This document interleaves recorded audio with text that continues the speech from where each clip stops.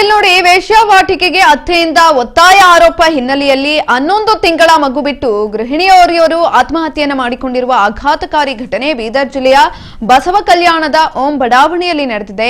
ಅಂಜನಾಬಾಯಿ ಶೇಖರ್ ಪಾಟೀಲ್ ಮೃತ ಯುವತಿಯಾಗಿದ್ದು, ಪತಿ ಮನೆಯವರಿಂದ ನಿತ್ಯ ಕಿರುಕುಳ ಆಗ್ತಾ ಇತ್ತು. ಇದರ ಹಿನ್ನೆಲೆಯಲ್ಲಿ ಮನನೊಂದು ಈಕೆ ಆತ್ಮಹತ್ಯೆಯನ್ನ ಮಾಡಿಕೊಂಡಿದ್ದಾಳೆ ಅಂತ ಹೇಳಲಾಗ್ತಾ ಇದೆ.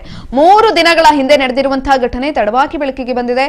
2022ರಲ್ಲಿ ಬಸವ ಕಲ್ಯಾಣದ ಶೇಖರ್ ಪಾಟೀಲ್ ಜೊತೆ ಅಂಜನಾಬಾಯಿ ವಿವಾಹ ನಡೆದಿತ್ತು. ಮದುವೆ ಬಳಿಕ ವೇಶ್ಯಾವಾಟಿಕೆ ಮಾಡುವಂತೆ ಒತ್ತಾಯಿಸಿ ಯುವತಿಗೆ ನಿತ್ಯವೂ ಕೂಡ ಕಿರುಕುಳವನ್ನ ನೀಡುತ್ತಿರುವಂತಹ ಆರೋಪ ಕೂಡ ಕೇಳಿಬಂದಿದೆ. ಇನ್ನು ಅಂಜನಾಬಾಯಿ ಪತಿ ಶೇಖರ್ ಪಾನಿಪುರಿ ವ್ಯಾಪಾರ ಮಾಡಿಕೊಂಡಿದ್ದ ಅಂತ ಹೇಳಲಾಗಿದೆ. ನಿತ್ಯವೂ ರಾತ್ರಿ 11ರಿಂದ 12 ಗಂಟೆ ಅವಧಿಯಲ್ಲಿ ಮನೆಗೆ ಬರ್ತಿದ್ದ. ಈ ಬಗ್ಗೆ ತಕರಾರು ಮಾಡಿದ್ದ ಅಂಜನಾಬಾಯಿ ಬೇಗ ಮನೆಗೆ ಬನ್ನಿ ಅಂತ ಹೇಳಿದ್ಲು. ಆದ್ರೆ ಇದೇ ವಿಚಾರವಾಗಿ ಅತ್ತೆ ಮಾವ ಆಕೆ ಜೊತೆಗೆ ಜಗಳವನ್ನ ಕೂಡ ಮಾಡಿದ್ರು. ನಿನಗೆ ಅಡುಗೆ ಬರಲ್ಲ, ನೀನು ಚೆನ್ನಾಗಿಲ್ಲ ಎಂದೆಲ್ಲ ಹೀಯಾಳಿಸಿದ್ದಾರೆ. ಜೊತೆಗೆ ನೀನು ವೇಶ್ಯಾವಾಟಿಕೆ ಮಾಡು ಅಂತ ಆಕೆಯನ್ನ ಪೀಡಿಸಿದ್ದು. ಆ ಬಗ್ಗೆ ಅಂಜನಾಬಾಯಿ ಹೆತ್ತವರ ಬಳಿಯೂ ಕೂಡ ಹೇಳಿಕೊಂಡಿದ್ದು. ಆದ್ರೆ ಈ ಬಗ್ಗೆ ಪೋಷಕರು ಆಕೆಗೆ ಸಮಾಧಾನ ಮಾಡಿದ್ದು, ಇಂದೆಲ್ಲ ನಾಳೆ ಸರಿ ಹೋಗಬಹುದು ಅಂತ ತಿಳುವಳಿಕೆಯನ್ನ ಕೊಟ್ಟಿದ್ರು.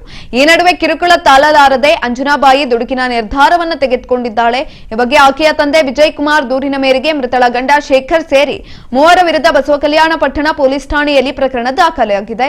ಆರೋಪಿಗಳನ್ನ ವಶಕ್ಕೆ ಪಡೆದಿರುವಂತಹ ಪೊಲೀಸರು ವಿಚಾರಣೆಯನ್ನ ನಡೆಸಿದ್ದಾರೆ.